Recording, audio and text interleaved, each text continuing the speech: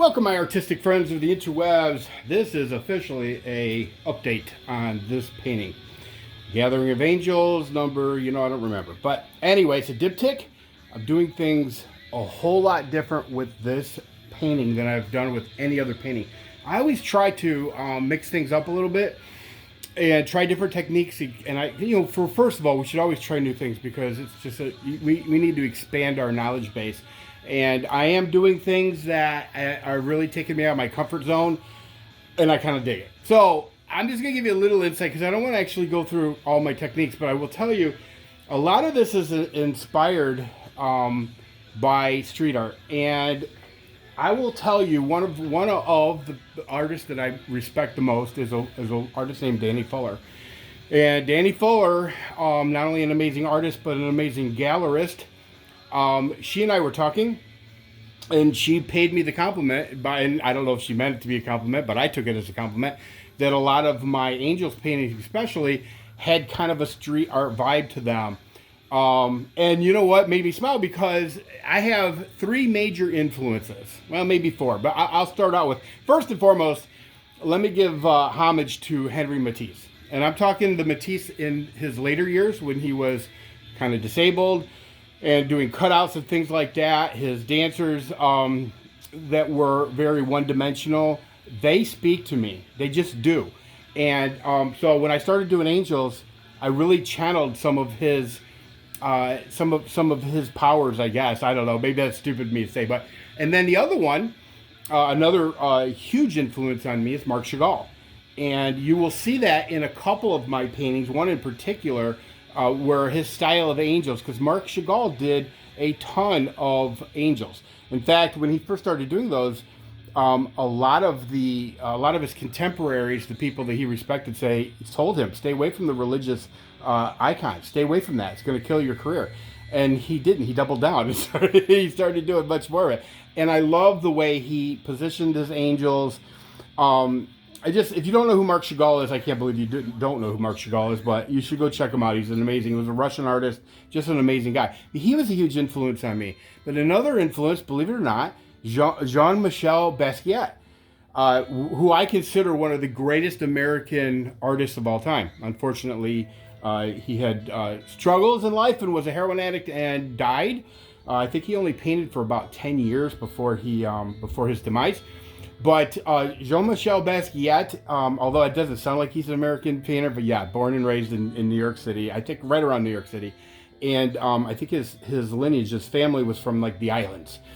Anyway, so an amazing artist, one of my all-time favorites. So those three people, huge influences on me.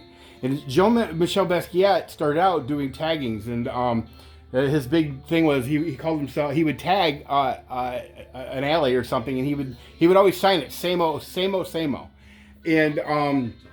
and then it got shortened to Samo, and then he became famous. And then there's many movies about him, but he got connected with Andy Warhol. His paintings, in fact, of all the American artists, Jean-Michel Basquiat has, I believe, the most expensive auction price ever. And I'm talking more than Jackson Pollock, who is an amazing artist in his own right, or was an amazing artist in his own right. Jean-Michel Basquiat reigns supreme as far as how much an American artist gets. Now, yeah, there are some Van Goghs and some Picassos that have done more. But, Jean-Michel Basquiat sold at auction, one of his paintings sold for over $100 million. And anytime you can get a painting, something on canvas to sell for over $100 million, you've done something right. You've done something right. Don't ask me to spell Jean-Michel Basquiat, but if you don't know who he is, he's an American artist that's freaking amazing. Anyway, so those influences come through when you look at some of my work. Not to put myself in their league, because obviously, that would be ridiculous. But to be honest with you, they have huge impacts on me. There is an honorable mention, though. I don't know if I should mention it because, to be honest with you, it's so far removed from what I'm actually doing. But William de Kooning. A lot of my backgrounds, my abstract backgrounds, are heavily influenced by de Kooning. Now, I know de Kooning isn't thought of as a street artist, nor is Marc Chagall. But to be honest with you, a lot of the abstract backgrounds that I do are very de Kooning-esque. A lot of them aren't as thick and chunky as some of his later paintings were, but as far as the vibe of the backgrounds, I believe a lot of it is influenced by him. So, and then the other influences are local people like Tina Wagenhauser, who taught me a lot. Yeah, so I mean, yeah. So anyway, I'm gonna quit rambling, but yeah, Danny Fuller was right. A lot of my stuff has kind of a street vibe. By the way, I'm not ready to announce where or when or any of that because I really don't know when. But I have a big show coming up. It's a very big show. It's a very big deal. It is, yeah. I'm kind of nervous about it. If anybody's had a big show before, my first show is going to be a big show. And what I mean by big show, a lot of people are going to see these paintings of mine, and in a venue where there are some amazing artworks. I'm not going to tell you anything more than that, other than kind of puckering a bit. So anyway, let's get back to this painting. Okay, so I'm doing things a little bit different. I'm incorporating different mediums that I've never used before, different techniques, different styles that I've never used before, and I'm kind of digging it. You can see on the left where I'm at, and on the right where I was. So a few hours ago, the painting on the left, this is a diptych, so it's two canvases side by side being painted as one canvas. But the canvas on the left, I really am now nowhere near finished. I got a long way to go yet. But that canvas, it looked like the one on the right few hours ago, and that's where I'm going with this. Kind of like I'm depicting heaven. These are angels in heaven. I haven't done any of the halos yet. I kind of almost wish I would have done the halos previous to doing the stage that I'm doing now, but you live, you learn.